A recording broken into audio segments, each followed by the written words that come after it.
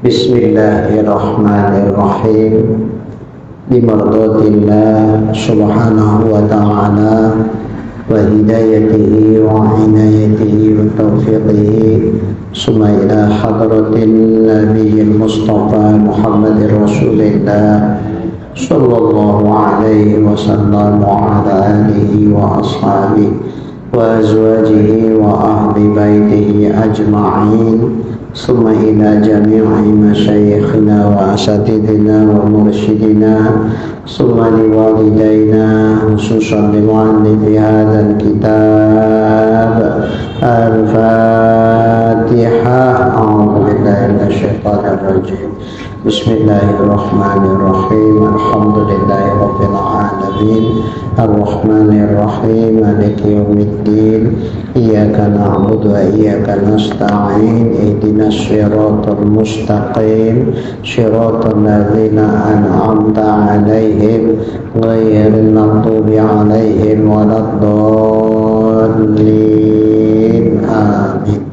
Alhamdulillahirabbil alamin, wassalatu wassalamu ala asyrafil anbiya'i wal mursalin wa ala alihi wa sahbihi ajma'in.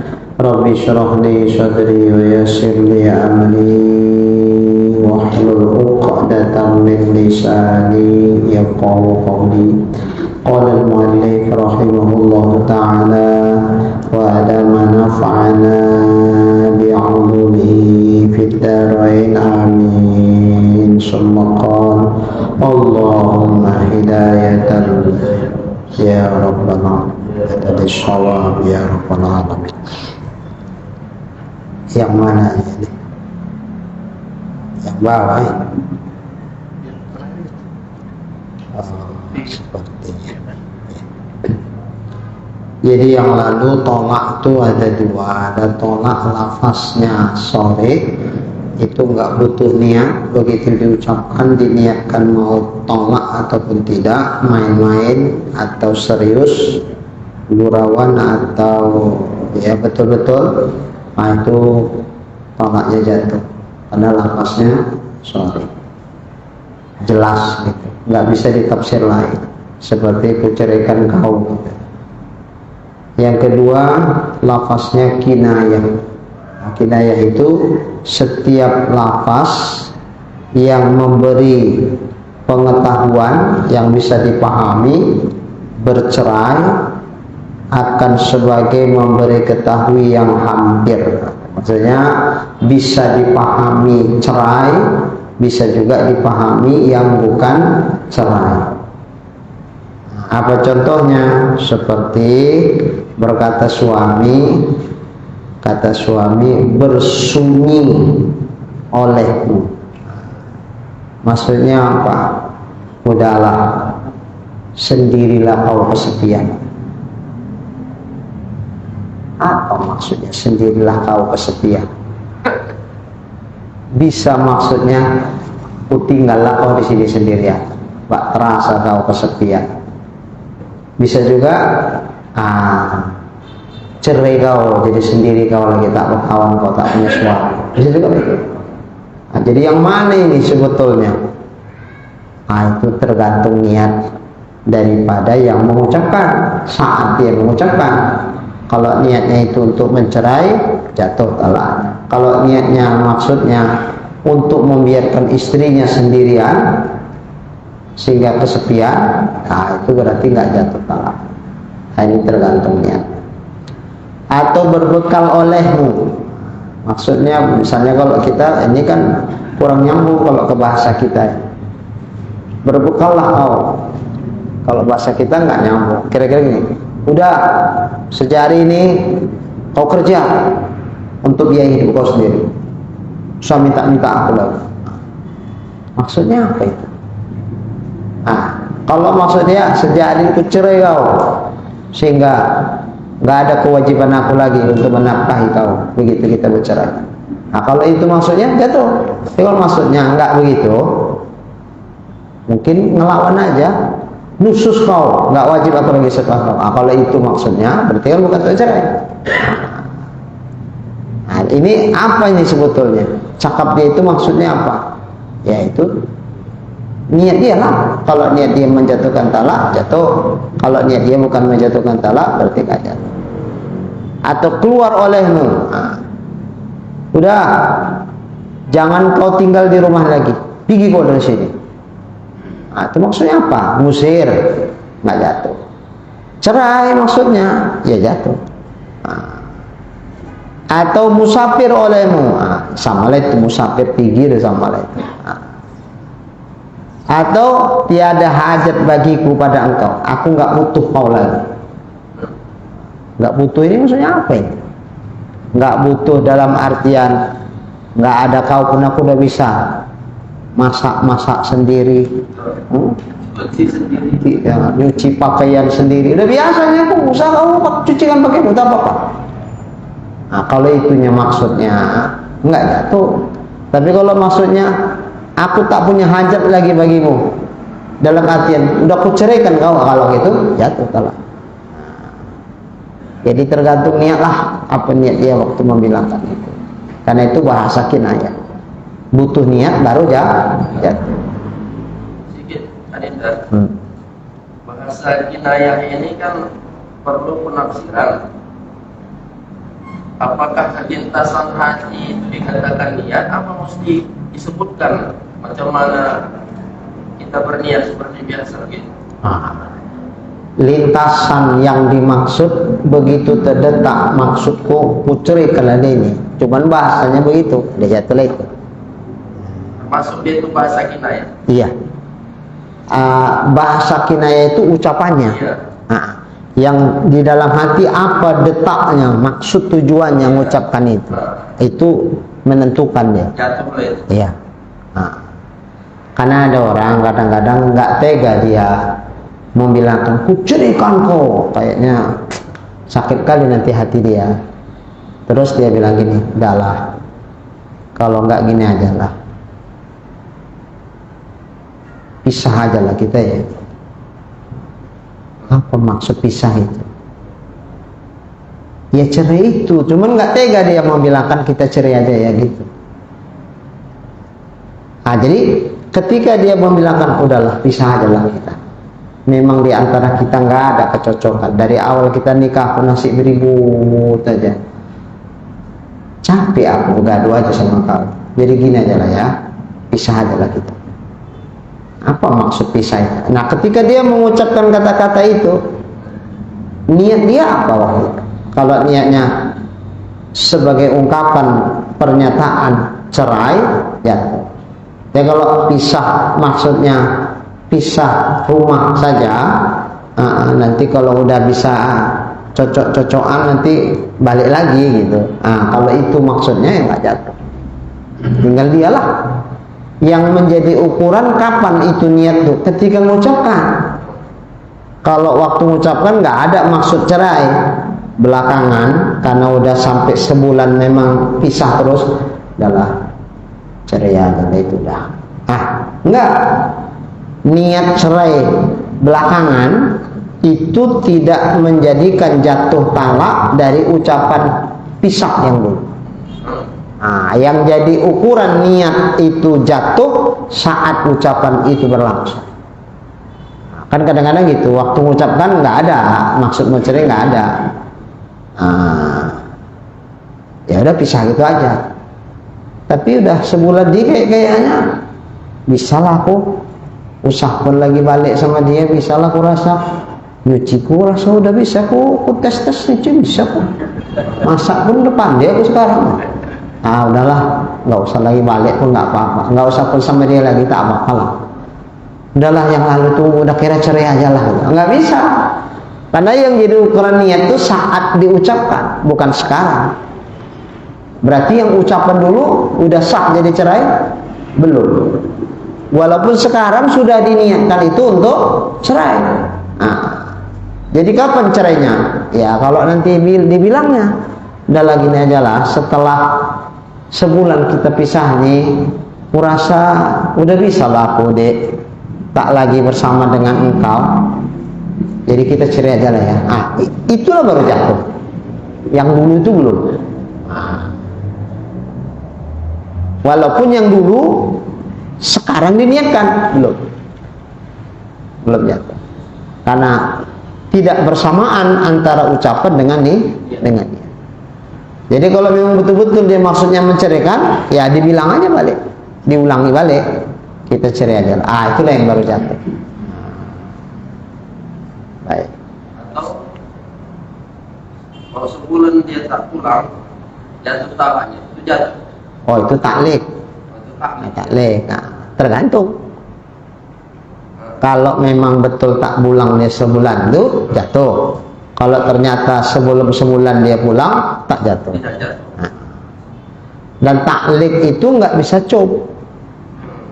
Umpamalah karena pala awak telepon. Jadi kau macam mana? Pulang tidak kau nih? Tengok nantilah. Aku lagi pala udah suruh pulang katanya. Gini aja lah ya. Nah, sebulan ini ku tunggu. Kalau tak pulang kau, jangan kau harap aku jemput. Enggak, aku gak akan menjemput kau. Udah capek aku, merajuk kau pergi. Si dijemput baru pulang. Nah, sekali takkan ku jemput kau. Pokoknya ku kasih waktu 1 bulan nih. Tak pulang kau, jatuh talak. Oh, udah seminggu mikir.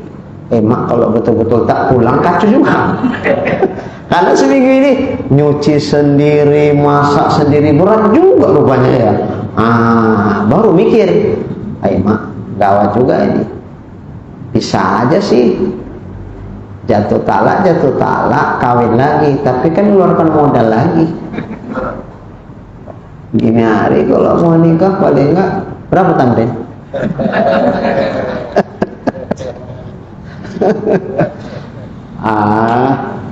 Gawat lah juga nih.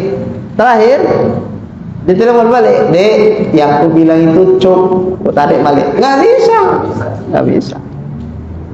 Sesuatu yang sudah diucapkan itu tak bisa ditarik balik. Tinggal tergantung takliknya lah. Kalau terpenuhi jatuh, kalau tidak. Tinggal istri. Kalau pulang dia sebelum sebulan tak jatuh. Kalau ternyata sampai sebulan tak pulang-pulang, otomatis jatuh. Otomatis itu. Nah, kadang kalimatnya begitu. Ya, kalau mang awak cepot, udahlah dia pulang. Enggak lah. Kok diancam-ancam aku sebulan? Apa dikira aku takut? Kalau diancam-ancam? Enggak. Memang lebih sebulan aku mau di sini aja. Ya nanti jatuhlah talak kok dek. Nggak apa-apa jatuh. Banyak yang ngantri aku. Makin dipanasi nyawa. Makanya kalau belum siap, jangan agak lagak lah, Wak. Gitu Pak Guru ya. Kalau belum siap, pisah sama dia. Jangan lagak-lagak. Maksud awak ngertak-ngertak. Ya. Dijemput sebelum sebulan dijemput. Itulah tadi pertanyaannya. Kalau dia mau, kalau dia nggak mau, masa awak seret-seret? Lu nggak mungkin kayak anak kecil aja seret-seret. Mau lah sepanjang jalan di tengoki orang banyak awak kan? Nggak mau Pak Ijal, kayak mana tuh Pak Ijal? Paksa viral ya. Dipaksa viral nanti meriah awak, malu. Udahlah pulang lawak, habis itu mainkan zikir. Ala yang dari Jawa itu Pak Arif. Kan udah punya Pak Arif. Tarik tasbih itu, udah habis itu pulang sendiri besok dia. Jadi kalau yang kayak gitu babnya, pergi aja ke Pak Arif. Saya nggak punya itu. Pak Arif punya. Udah. Baik. Bermula merdeka itu kinayah bagi tolak. Umpama suami bilang gini, dah hari ini kau ku merdekakan, bebas kau dari aku. Itu kinayah itu. Apa maksud bebas? Apa maksud merdeka? Kalau maksudnya merdeka, tak ada ikatan pernikahan lagi di antara kita, maksudnya cerai, jatuh. Kalau maksudnya merdeka, terserah kau apa mau kau bikin, tak peduli aku lagi. Kalau itu maksudnya, habis dilarang-larang, tak terlarang, ya udahlah, merdekalah kau, dah, serah kau lah. Merdeka maksudnya enggak akan kularang kau lagi, kau bikinlah suka-suka hati kau. Nah, kalau itu maksudnya tidak jatuh. Tapi kalau masih merdeka dalam artian terlepas ikatan nikah, maksudnya cerai, jatuh. Nah, niat suamilah waktu bilang merdeka itu. Dan akasnya, akas itu kebalikannya. Kebalikan itu bagaimana? Tengok ke pinggir. Qauluhu dan akasnya. Akas itu kebalikannya. Artinya akas ibarat yang tersebut itu, yaitu bermula tolak itu kinayah bagi merdeka. Kalau merdeka itu kinayah untuk tolak, maka kebalikannya tolak itu kinayah untuk merdeka. Udah nyambung? Belum nyambung? Oke. Umpama seorang tuan kepada budaknya, dia bilang ini, udah kutalak lo, udah kutalak. Padahal budaknya bukan istrinya, ya budak milik. Apa maksud tuannya bilang tolak? Kalau maksud tuannya bilang tolak itu kau ku merdekakan, itu maksudnya merdeka dia. Tapi kalau maksudnya ku tolak, bukan ku merdekakan maksudnya, ya dia tetap jadi budak statusnya. Bisa paham ya? Nah, jadi kalau tolak itu kinayah dari merdeka, ya tentu tuan kepada budaknya. Tapi kalau merdeka itu kinayah dari tolak, itu berarti suami kepada istrinya. Kata-kata merdeka dari ucapan suami kepada istri itu bahasa kinayah untuk tolak. Jatuh gak jatuh, niat suami apa? Kalau niatnya mentolak, ya jatuh, walaupun bahasanya merdeka. Tapi kalau niatnya bukan untuk mentolak, tentu tidak jatuh, karena itu kinayah, tergantung niat. Sebaliknya tuan kepada budaknya gitu juga, ku talak kau, dah hari ini kau udah jatuh talak kau. Kalau jatuh talak itu maksudnya udah ku merdekakan engkau, itu maksud dari si tuan kepada budaknya, ya merdeka sejak hari itu. Tapi kalau talak dimaksud bukan merdeka, ya dia masih statusnya budak. Bisa paham ya? Maka jika dikata bagi istrinya, aku merdeka akan dikau, ku merdekakan kau, kata si suami, atau tiada, maka bagiku atas engkau, atau tiada maka bagiku atas engkau. Ini agak rancu ini. Atau tiada bagiku atas engkau. Kau tak ada bagiku lagi. Kau tak milikku lagi, ya gitu aja.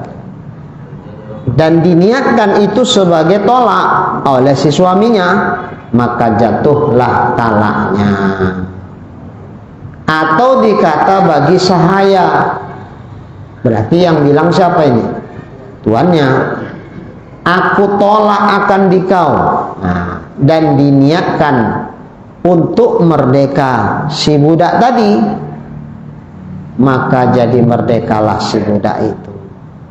Dan tiada, tolak itu kinayah zihar.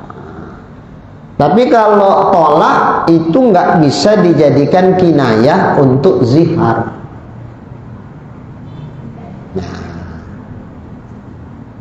Dan tiada zihar pula kinayah bagi tolak. Zihar pun tidak bisa dijadikan kinayah untuk talak. Enggak kebalikannya gitu. Dua-dua enggak. Misalnya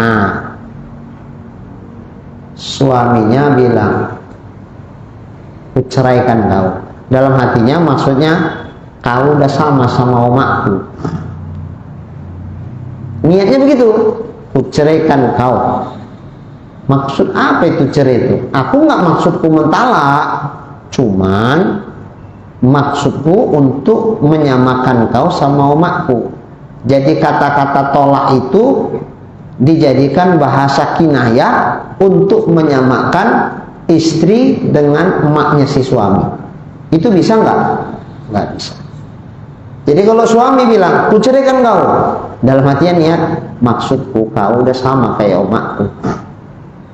Itu yang jadi zihar apa jadi tolak? Nah, jadi tolak.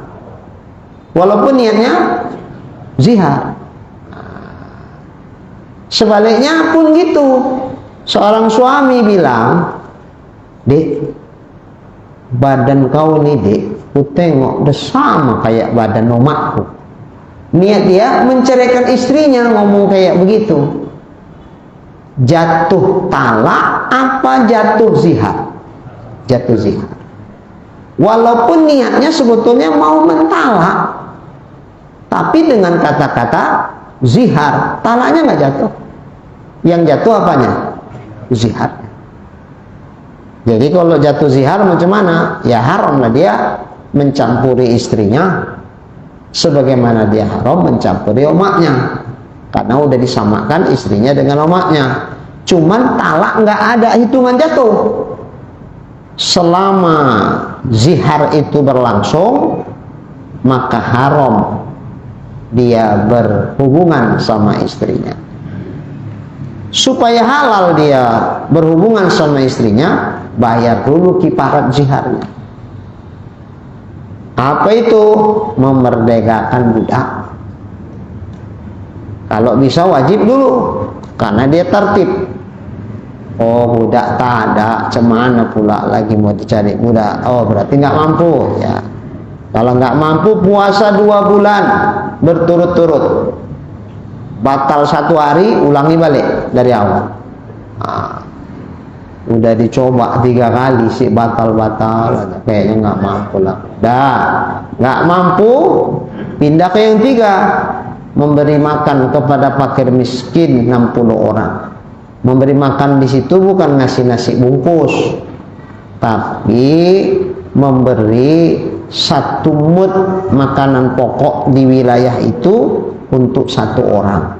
Diberikan ke 60 orang. 1 mud itu berapa? 1/4 sok. 1 sok itu berapa? Ukuran zakat fitrah. Sok itu takaran. Kalau dikilokan berapa zakat fitrah kita? 2,7. Maka 1/4 dari 2,7, itulah 1 mud itu.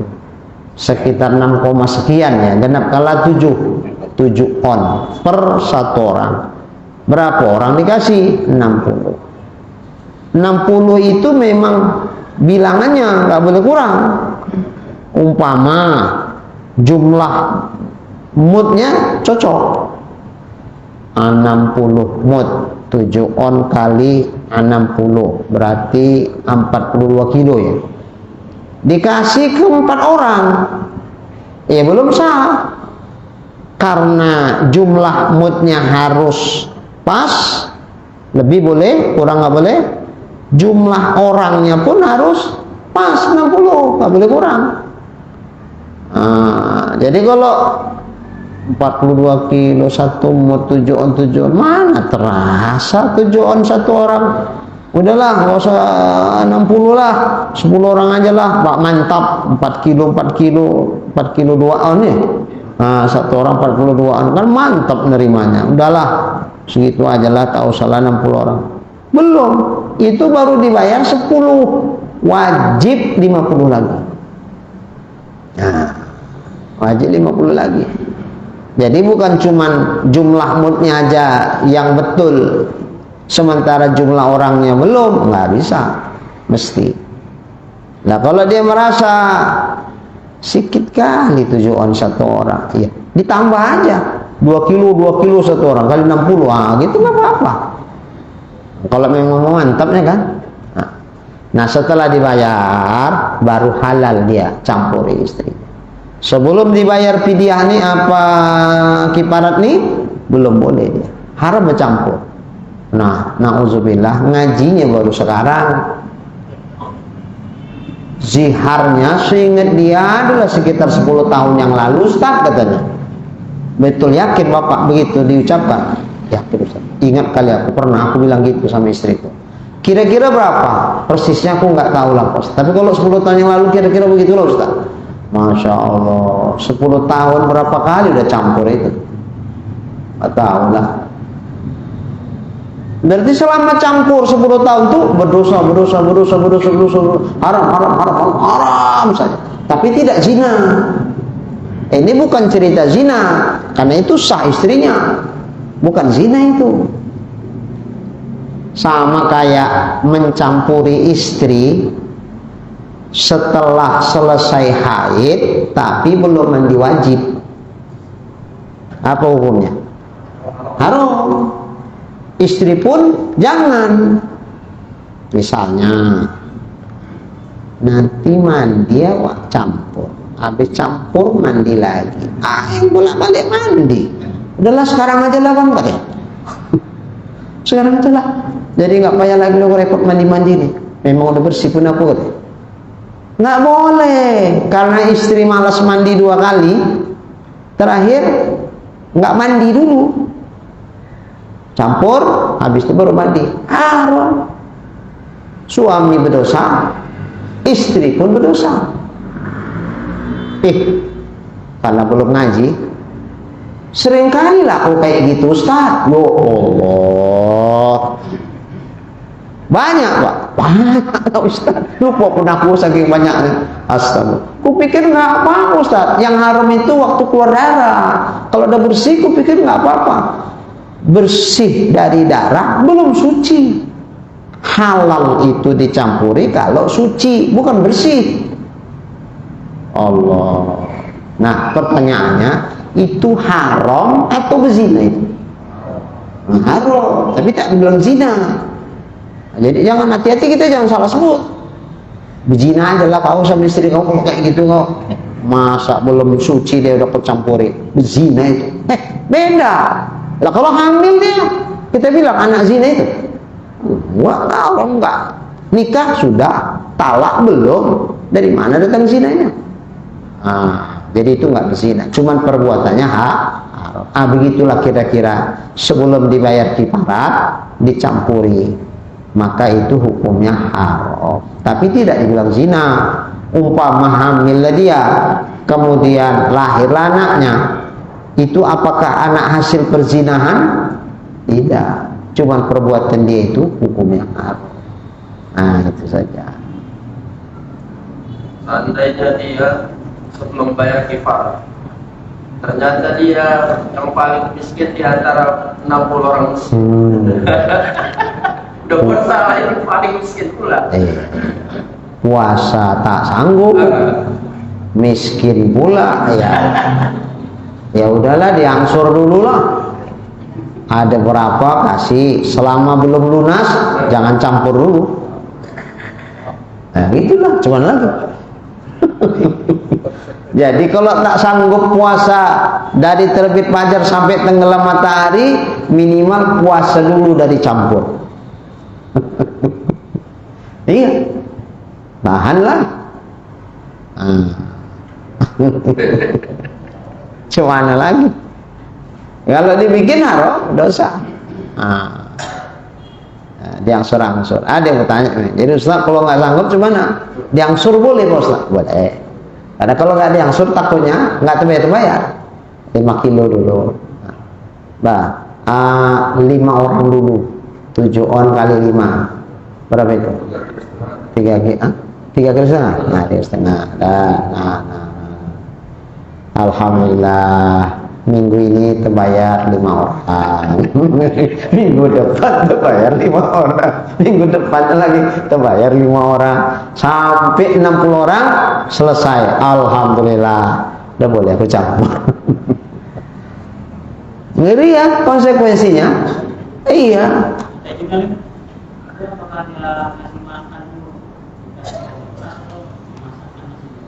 Beras mentah aja. Iya, kayak pidiah tuh lah. Nah, kayak pidiah, kayak zakat fitrah tuh juga. Nggak usah over pula awak masak-masakan lagi. Kerjaan awak itu hasilnya dia aja. Biar dia sendiri masak. Nah. Hati-hati, Bu, kalau bapak bangsa males ngaji, dibilangin, Ustadz, udah tua-tua udah enggak lah Ustadz. Oke, menantu, anak, nah, dikasih tahu, jangan sembarangan kau cakap ya. Jangan pernah kau mencakapkan begini-begini, konsekuensinya berat. Nanti mesti begini, mesti begini. Oh gitu mak? Iya, makanya ngaji kau malam Selasa. Oh ngaji malas sekali. Udah lama kasih tahu ini ya. Kasih tahu menantu, anak, laki-laki, kasih tahu. Ada pula bertanya, Ustadz itu suami ke istri. Umpama istri bilang gitu sama suaminya kayak mana Ustadz? Mas, tengoklah anak kita mas. Kenapa? Mirip kali kok mas sama anak kita mas. Anaknya perempuan. Berarti kan menyamakan suami dengan mahramnya si istri. Nah, itu bagaimana? Enggak apa-apa. Nah, kenapa? Yang jihad itu berlaku suami kepada istri. Kalau istri ke suami enggak, sama juga. Kalau istri bilang gini, aku udah muak kali nengok pola mas, udahlah, ku talak kau mas, talak 3. Jatuh? Enggak. Itulah kalau dia menzihar suaminya, enggak sah itu, enggak jatuh. Maka kalau istri cakap sembarangan begitu, enggak sampai menjadi jihad. Biarkan aja.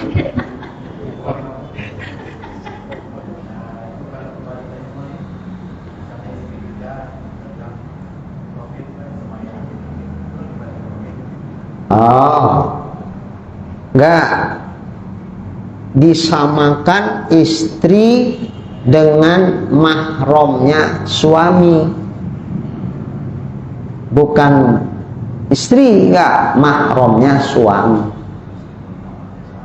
Berarti mahramnya suami itu siapa? Emaknya suami, neneknya suami, kemudian anaknya suami. Walaupun anak suami itu nggak harus anak dengan dia, pokoknya anaknya suami, cucunya, kakaknya, adiknya, bibinya, uaknya, suami. Kalau istri nggak apa-apa. Dek, kau sama adik kau macam pinang dibelah 2, mirip kali ku tengok kalian. Mau-mau kalau salah-salah terbonceng pula adik kau ini, kupikir kau. Umpama gitulah kata suami. Itu zihar nggak? Nggak. Karena bukan menyamakan dengan mahramnya suami. Atau kita bilang, Dek, kau sama makmu macam kakak beradik, ku tengok kan, mirip kali, mukamu, badanmu, semua hampir mirip. Apakah itu jadi jihad? Tidak. Tapi maknya si istri, mahramnya si suami, mertua. Itu gimana itu? Kan berarti menyamakan suami istrinya dengan mahramnya kan gitu. Ini jihad nggak tuh? Jadi masalah. Tadi bahasanya kan apa itu jihad? Seorang suami menyamakan fisik. Fisik ya, kalau sifat enggak. Fisik istrinya dengan fisik mahramnya. Pertanyaan, mertua itu mahram enggak sama suami? Mahram, menantu sama mertua. Berarti ketika suami menyamakan istrinya sama emaknya si istri, itu kan berarti seorang suami menyamakan istri dengan mahramnya. Nah, itu zihar enggak itu? Nah, tadi mahram.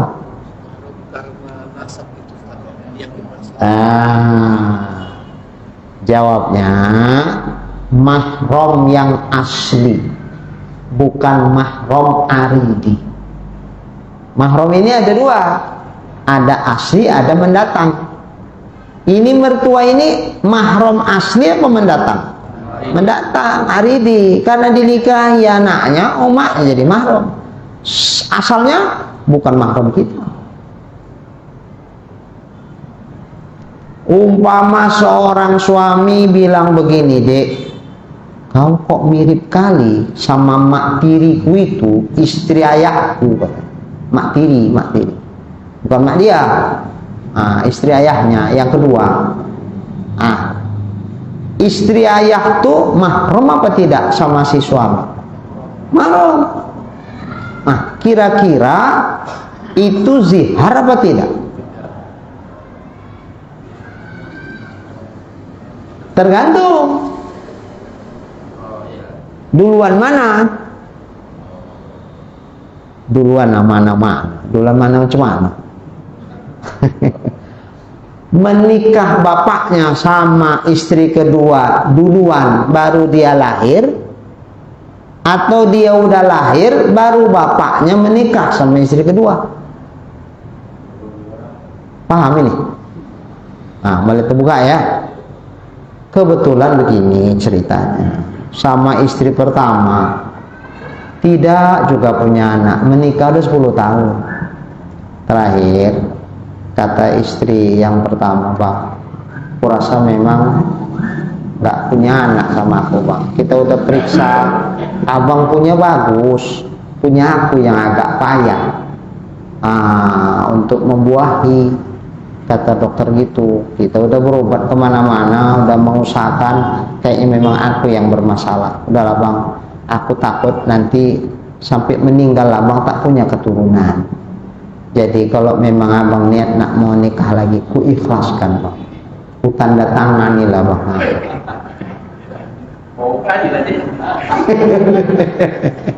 Ada kira-kira istri gini, bu? Satu-satu ya, satu-satu. Oh gitu deh. Iya bang. Nanti mulutmu aja, begitu aku nikah kau nanti nangis seminggu tak berhenti bikin aku bingung. Enggak bang, udah kupikirkan lama-lama tuh bang. Mudah-mudahan siap lah aku bang untuk menerima, andai pun abang nak menikah lagi, nggak apa-apa lah bang. Nggak tega aku nengok abang nggak punya anak. Timbang kita adopsi anak pun kan bukan anak kita. Udah, aku lebih suka umpama pun abang nanti punya anak, ya kan anak abang, ya kan anak dari suamiku juga walaupun bukan anakku, masih lebih bagus daripada anak bukan siapa-siapa. Ya udahlah kalau gitu, nikah aja bu. Nikahlah, takdir Tuhan, nggak lama setelah nikah hamil pula si istri yang kedua. Dan lahir anak. Mungkin karena berkat ikhlas dia itu barangkali ngasih suaminya kawin lagi, hamil pula dia, terjadi keajaiban. Tapi ini nggak jadi ukuran cakap saya nih. Nanti bisa juga lah dia amalkan yang bilang Ustadz tuh, mana tahu entah hamil pula aku nyusul, rupanya tidak.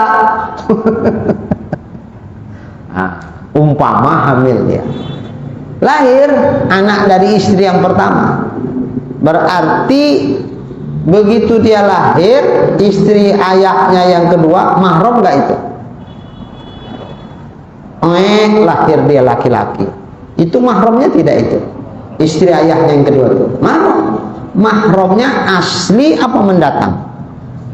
Asli. Di mana aslinya? Lahir dia udah mahram. Beda umpama meninggallah omaknya, dia udah lahir, omaknya meninggal, ayahnya kawin lagi sama istri kedua. Itu istri kedua ayahnya mahramnya asli apa mendatang? Mendatang. Sebelum dinikahi ayahnya itu kan bukan mahram dia itu, tapi dia kan udah lahir duluan kan, itu bukan siapa-siapa dia. Begitu dinikahi ayahnya itu jadi mahram sama dia, berarti mendatang. Nah umpama suami itu bilang sama istrinya, dek, muka kau mirip kayak mak tiriku itu, mak tiri abang yang mana? Ya kan cuma satu, mak tiriku. Itulah. Nah, sekarang asli apa Aridi? Nah, kalau asli belum dia lahir sudah dinikahi ayahnya, lahir dia sehingga otomatis jadi mahram, berarti ini jadi zihar. Tapi kalau ayah dia lahir baru ayahnya menikahi istrinya itu, maka ini mahram yang mendatang. Kalau itulah yang disamakan istrinya sama mak tirinya yang mendatang tuh, maka ini tidak jadi zihar. Bisa paham ya? Nah, jadi bagian apa saja yang zihar? Fisik yang zahir, hidungnya, giginya, bibirnya, telinganya, rambutnya, pokoknya fisik lah yang zahir. Tapi kalau sifat enggak. Ya Allah deh, cerewet kali kau, sama aja kau sama makku cerewet. Nah, cerewet itu fisik apa sifat? Sifat, enggak apa-apa, masih aman itu. Masakan kau dek udah sama persis sama masakan omakku kan. Inilah yang bikin aku senang sama kau. Sama, karena memang dia sama omaknya, masakan maknya itu favorit kali. Sampai-sampai dia pun merindukan kalau bisa lah istriku yang pandai masak kayak omakku. Jadi belajar dari semua maknya. Gimana bang? Udah sama kayak masakan mak? Belum. Udah sebulan, mak udah sama bang? Masih belum. Tiba-tiba udah kira-kira 2 bulan, baru pas kayak omak masakan kau. Zihar enggak itu? Enggak. Nah, itu kan pekerjaan, kepintaran, atau enggak? Ya, kalau fisik baru. Apa fisiknya? Ya apa saja, setangannya, sekakinya, ya, buku, Kalau bahasanya umum, kau cantik kayak makku. Oh, enggak apa-apa, cantik itu sifat. Nah, sifat, enggak apa-apa, masih aman itu menyangkut fisik. Ya, cantik yang ada di fisik. Nah, tapi kan cantiknya sama kayak juga mulut kau ini cerewet kali. Nah, kan bukan mulut yang disamakan, cerewet yang ada di mulut kan itu. Ini juga cantik yang ada di fisik, nggak apa-apa, masih aman. Masih aman. Kulit, nah kulit fisik itu. Tapi kalau ya Allah dek hitam kali lah kulit kau nih dek, sama kayak kulit omakku. Nggak apa-apa, karena hitam itu sifat warna kulit, nggak apa-apa, masih aman. Nah.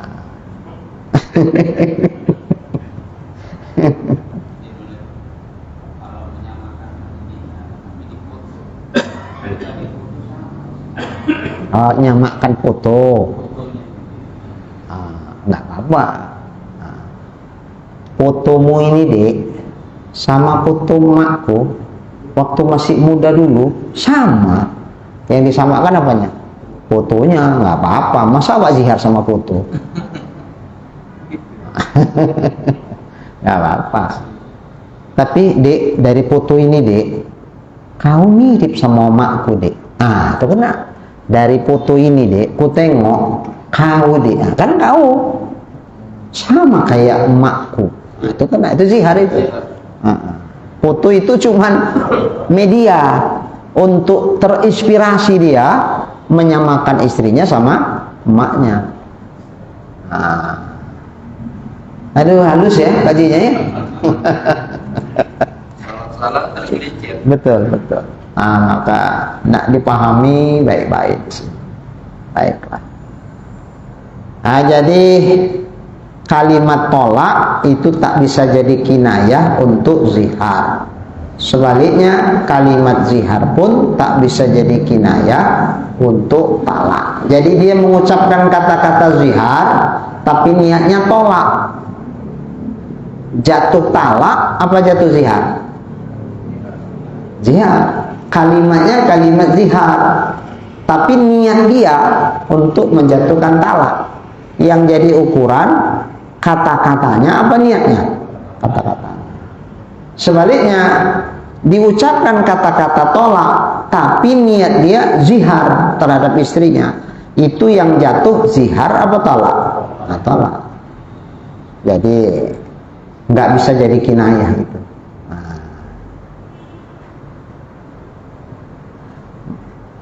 Maka jika berkata suami bagi istrinya, engkau atasku haram, engkau atasku haram, atau aku haramkan di kau,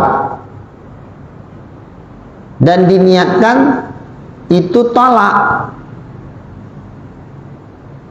jika berbilang-bilang sekalipun. Kalau berulang-ulang pun itu jadi tolak.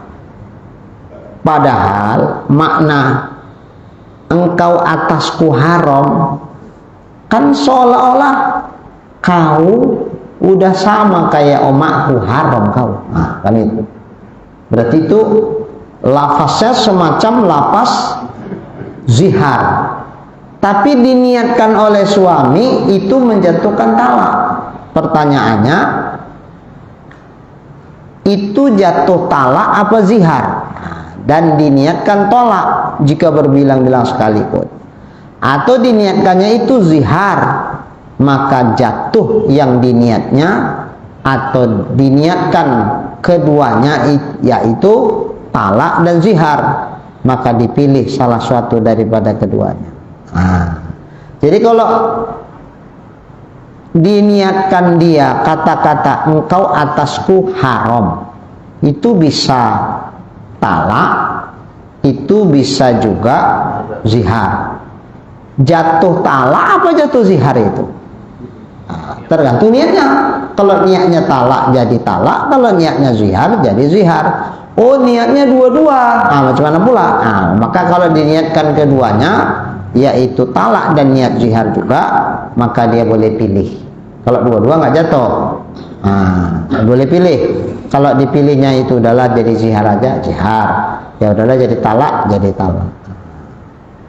Dan sabitlah barang yang dipilih akan dia itu. Maka ketika dia memilih, pilihannya itulah yang menjatuhkannya. Kalau dipilihnya zihar, ya zihar. Kalau dipilihnya tolak, ya tolak. Dan jika tiada diniatkan sesuatu daripada yang tersebut, hanya diniatkan mengharamkan ain istrinya jua, atau diniatkan mengharamkan watinya saja, atau parasnya saja, atau kepalanya saja, atau tiada diniatkan sesuatu, maka tiada jadi haram istrinya itu atasnya. Jadi kalau enggak diniatkan apa-apa, atau diniatkan sekedar maksudnya mengharamkan untuk dicampuri, atau haram untuk dia parasnya, atau kemaluannya, atau kepalanya, atau apapun, atau tidak niat apa-apa, maka itu tidak jadi haram istri itu atas dirinya. Dan wajib atasnya kifarat yamin jua. Dia wajib bayar kifarat sumpah, seolah-olah itu jadi sumpah. Itu jadi sumpah. Haram atasku kau dek. Itu macam sumpah dia. Maka ketika itu wajib dia membayar kifarat sumpah, walaupun itu nggak jadi haram untuk si suami. Seperti barang ia berkata akan yang tersebut bagi sahaya perempuannya. Macam mana dia berkata kepada sahaya perempuannya? Maka bahwasanya tiada haram ia atasnya, tak haram itu sahaya itu untuk tuannya, dan wajib atasnya kifarat yamin. Tuannya wajib membayar kifarat sumpah. Dan jika ia mengharamkan yang lain daripada yang tersebut, seperti dikatanya kain ini haram atasku, ya, kain pula, maka lahojua, maka itu sia-sia aja cakapnya itu.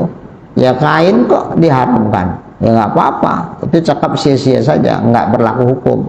Maka lahojua perkataannya seperti memberi isyarat orang yang berkata-kata, ia isyarat kepada tolak, seperti berkata istrinya, tolak olehmu akan daku.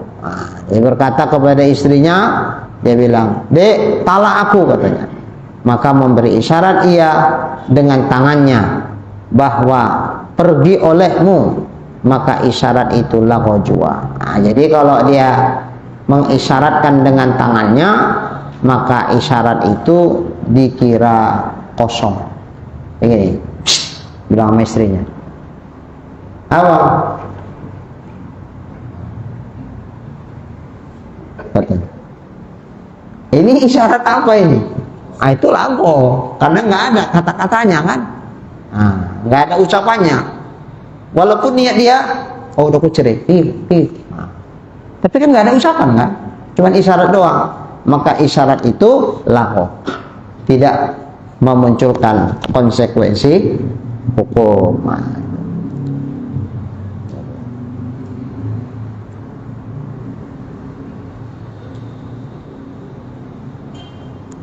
Dan jika ia niatkan tolaknya sekalipun, walaupun pakai tangan gitu, maksud dia mau menceraikan gitu, itu nggak jatuh.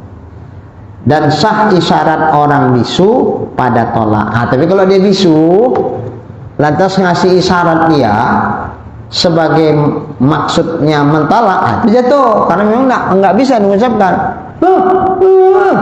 Apa maksud abang?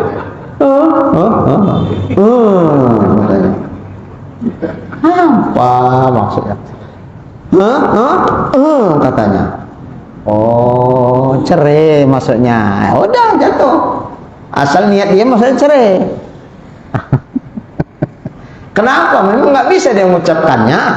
Jadi untuk bisa memberikan paham ke istrinya, pakai bahasa isyarat lah. Asal isyarat itu maksud dia adalah mencerai, maka isyarat itu menempati tempat ucapan. Jatuh talak. Kalau Pak Arif nggak bisa, karena Pak Arif nggak bisu.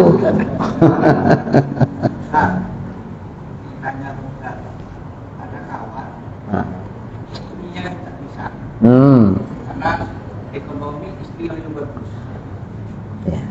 Aku sampai ke pengadilan agama, di mediasi lah kan, dia tetap tak oke. Si suami. Iya, istrinya mau terus pakai pengacara gitu. Itu macam mana? Oh.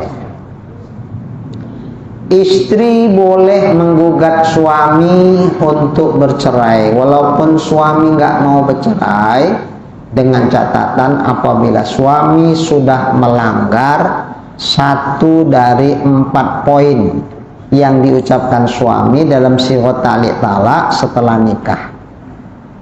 Jadi rata-rata kita kan habis nikah kan disuruh baca itu sighah ta'liq talak.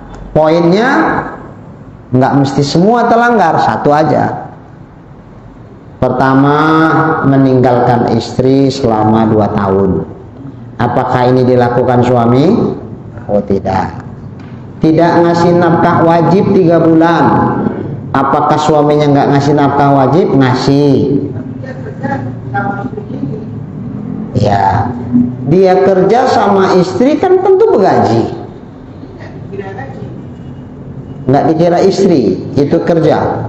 Masa ada orang kerja nggak dikasih gaji? Ya udah, nanti kalau di pengadilan ditanya, apakah bapak nggak ngasih belanja? Ngasih pak. Kata istri, nggak ada ngasih. Istri saya pak ada bisnis, saya disuruh bekerja untuk membantu bisnis itu. Lantas dia menganggap saya nggak punya penghasilan. Masa orang kerja nggak punya penghasilan? Umpama saya kerja sama orang seperti itu, kan pasti saya punya penghasilan. Nah, penghasilan saya dengan hasil kerja saya umpama sama orang, insya Allah masih cukup untuk membelanjai dia. Cuman nggak bisa mewah. Nah, kan belanja di sini kan bukan mewah. Nah, belanja nafkah wajib, bukan nafkah mewah, bukan lain lagi itu. Insya Allah masih cukup, masih terpenuhi belanja itu. Nah, nanti hakim kan nanya itu. Nah, kalau seperti ini, tentu hakim akan menilai, kalau dasar ibu menggugat karena nggak ngasih belanja, sementara suami ibu bekerja sama ibu, ya itulah kira belanjanya. Nah, nggak bisa, dasar gugatannya berarti nggak pas. Yang ketiga, menganiaya atau menyakiti jasmani badan, nggak ada. Atau tidak memperdulikan istri selama 6 bulan, maksudnya dicuekin aja, nggak kasih nafkah batin. Enggak, mungkin istrinya ngelak-ngelak terus, dia nggak kasih nafkah batin karena mungkin sudah nggak suka lagi kan gitu. Enggak. Jadi kalau 4 poin ini tidak ada yang terlanggar suami, sampai kapanpun istri menggugat ke pengadilan agama itu pasti ditolak sama pengadilan agama.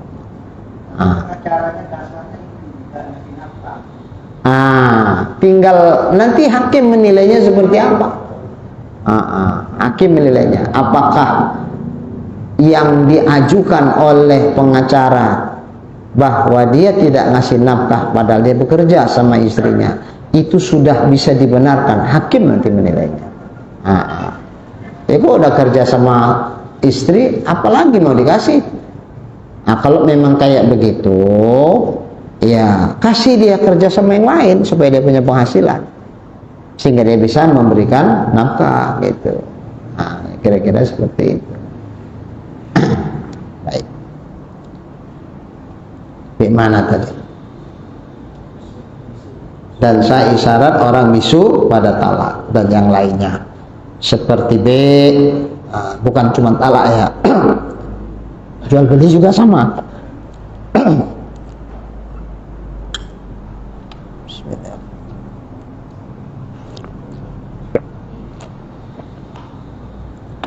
Misalnya beli kereta nih, beli sepeda motor, si bisu tadi, dia bilang gini,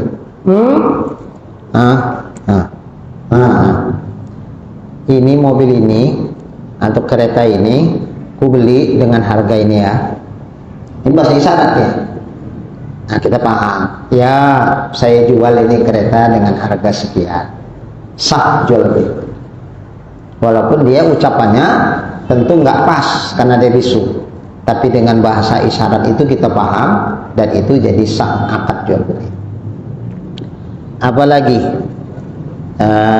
termasuk tadi nikah, datang mertuanya bilang, umpama nama dia si Anto lah ya, Anto, saya Pak katanya, ku nikahkan kepadamu anak kandungku si Ani, maharnya sekian tunai. Dia pun pakai bahasa isyarat.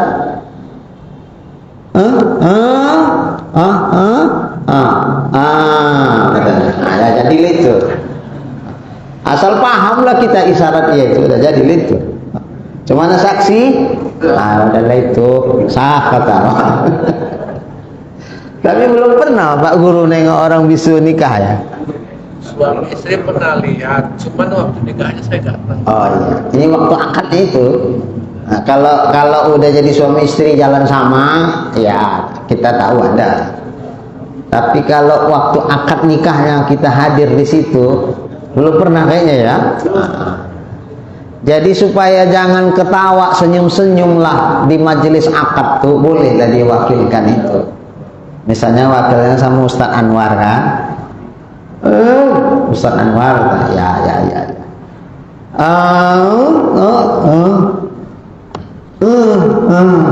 Ngertilah Ustadz Anwar itu maksudnya. Karena sebelumnya ditulis. Ada. Masih ini aku mau wakil Ustadz Anwar. Ya, saya terima wakilnya. Mesti dibilang juga walaupun dengan bahasa isyarat. Nggak bisa TST aja Ustadz Anwar, tengok-tengokan. Ya nggak bisa. Mesti dibilang seukuran dia mampu dengan walaupun bahasa isyarat. Ya, saya terima perwakilannya ya. Habis itu dia duduk aja, diam aja situ. Ustadz Anwar lah, situ yang mewakili dalam menerima akad nikah itu. Cuman kalau bisa Ustadz Anwar tahu salah duduk di tempat yang disediakan itu. Nanti orang salah paham, dikira loh calon mempelainya kok Ustadz Anwar kata orang kan. Takutnya istrinya datang, apa-apaan ini katanya, kan gawat apa. Udah, kalaupun disediakan, udahlah tahu saya di situ kata, aku ini cuma wakil, bukan aku yang nikah kata. Barulah Ustadz Anwar, saya Pak, aku nikahkan anak kandungku si Polana untuk atau kepada si Polan, maharnya yang dalam hal ini dia berwakil kepada Ustadz Anwar, maharnya sekian tunai. Nah, baru Ustadz Anwar pula, saya terimakan nikah si Polana binti si Polana untuk si Polan, yang dalam hal ini dia berwakil kepada saya, maharnya sekian tunai. Hati-hati juga ini ngomongnya, dan kayak biasa. Nanti untuk Ustaz Anwar nanti, Ustaz Anwar, saya Pak, aku nikahkan kepadamu. Udahlah. Habis itu gigit jari lah si bisu.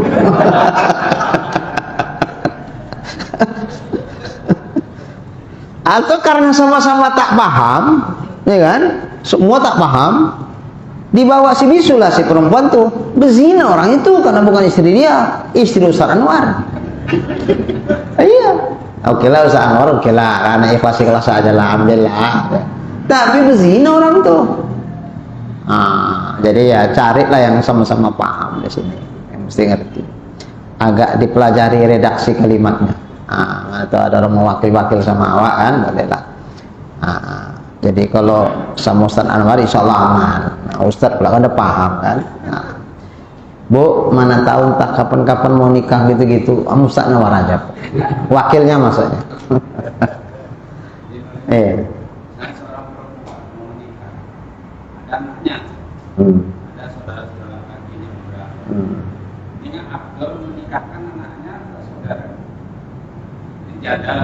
Janda. Oh. Ada anak yang sudah dewasa. Anak si janda. Banyak saudara lakinya. Iya. Yang afdal yang mana? Anak nggak bisa jadi wali untuk maknya. Jadi urutan wali itu ayahnya. Kalau ayah udah meninggal, kakek meninggal, ayahnya kakek, udah meninggal, kakeknya kakek, terus itulah abak namanya. Nah, kalau ini nggak ada, berpindah kepada saudaranya si perempuan yang mau nikah, mau abangnya, mau adiknya, terserah. Kecuali jika si perempuan itu menghendaki izinnya ke satu orang, aku nggak mau dinikahkan sama lain, aku sama abang anu aja. Nah, berarti dialah karena ditentukan. Nah, oh nggak ada, saudara nggak ada. Nah, kalau saudara nggak ada, anaknya saudara. Mungkin anak abang, tapi udah balik syaratnya. Oh, kalau nggak ada tingkatan anak saudara, cucunya saudara, umpama udah cukup syarat kan, udah balik juga. Oh nggak ada, habis semua nggak ada. Baru pindah ke saudara ayah. Saudara ayah itu siapa? Bisa abangnya ayah si perempuan tuh, bisa adiknya ayah si perempuan itu, paman bisa. Tapi setelah nggak ada saudara ya, setelah nggak ada anak saudara, untuk jadi wali bukan anggar tua. Jadi umpama waknya begini, anu nggak bisa kamu nikahkan adik kamu, mesti awak lebih tua dari kamu. Meninggal ayah kalian, kan wak ngasuh kalian semua, wak menggantikan posisi ayah kalian, betul, menggantikan posisi dalam menafkahi. Tapi dalam hal menikahkan tak bisa menggantikan posisi ayah. Kalau masih ada saudara, mesti saudara dulu. Bahkan saudara nggak ada, anak saudara ada. Anak saudara didulukan dari waknya atau paman. Setelah nggak ada ke bawah, semua nggak ada. Kebetulan saudaranya ada tapi perempuan. Mana mungkin perempuan jadi wali? Jadi siapa ini? Kalau perempuan tuh nggak bisa, anaknya saudara perempuan lebih nggak bisa lagi. Nah, baru naiklah ke atas saudara ayahnya. Udah meninggal semua. Oh, anaknya saudara ayahnya, anak uwa atau anak paman ada. Ya udah anak uwa, anak paman tuh. Nggak ada anak uwa, anak paman, tapi cucunya ada. Ya udah cucunya itu. Terus cicitnya terus ke bawah. Oh, nggak ada sama sekali. Ya wali hakim. Namun anak dari si perempuan si janda tuh nggak bisa jadi wali. Dalam mazhab Syafi'i. Tapi kalau mazhab yang lain boleh. Mazhab Hanafi, Maliki bisa, sah itu jadi wali anak. anaknya jadi hakim. Oh, itu lain. Kalau jadi hakim, dia menikahkan bukan statusnya anak, dia menikahkan statusnya sebagai wali hakim. Bisa wali hakim itu menikahkan bagi yang tak punya wali. Abangnya masih ada wali, maka wali hakim tidak sah menikahkan apabila perempuan itu masih punya wali. Oh, ada Ustadz walinya, tapi di Jakarta. Nggak bisa dia ke Medan. Abangnya itu Jakarta, dari telepon pun nggak ngangkat-ngangkat. Memang selek pula orang tuh Ustadz, nggak akuran, makanya di telepon pun nggak mau ngangkat. Padahal udah di WA, bang aku mau nikah bang, maafkan aku bang, abang datanglah jadi wali bang. Kok baru sekarang kau butuh aku, katanya pula. Jangan kau harap aku datang ke Medan. Oh iya, ya udahlah, tunjukkan itu WA-nya. Kayak ginilah balasan dari abangku, Pak Kua, kayak mana ini? Ya udahlah, kalau gitu wali hakim. Kebetulan kuahnya anaknya sendiri. Ah, udah lama aman itu mak, aku aja menikahkan, aku kan wali hakim sini katanya.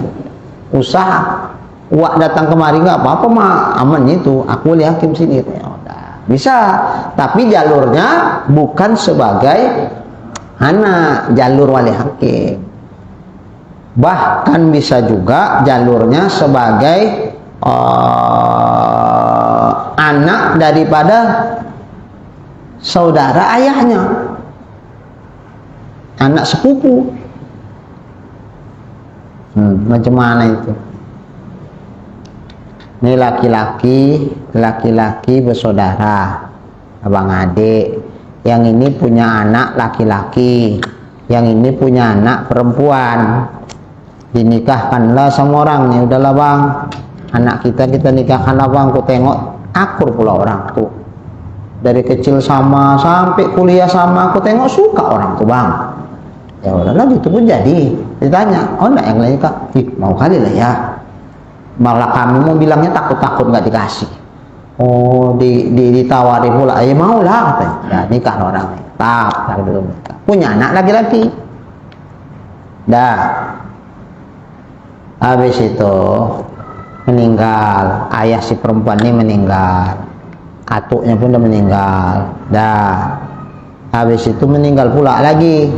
Ini kita bilanglah pamannya nih, pamannya, saudara ayahnya kan, pamannya. Meninggal. Dah. Ini kan siapa ini? Suaminya. Di samping suaminya siapanya ini? Anak pamannya. Tadi anak paman bisa nggak jadi wali? Bisa. Anak orang nih ada lagi di sini laki-laki. Dah.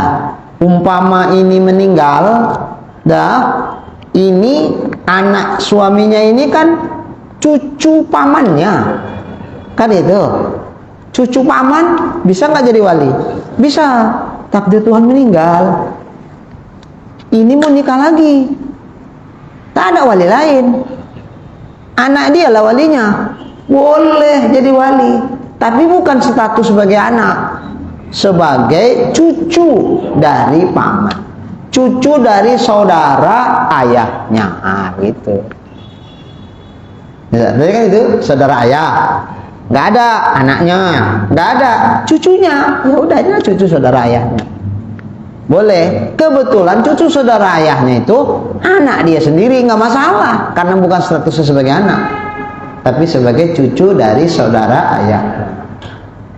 Nah, bisa paham ya? Nah.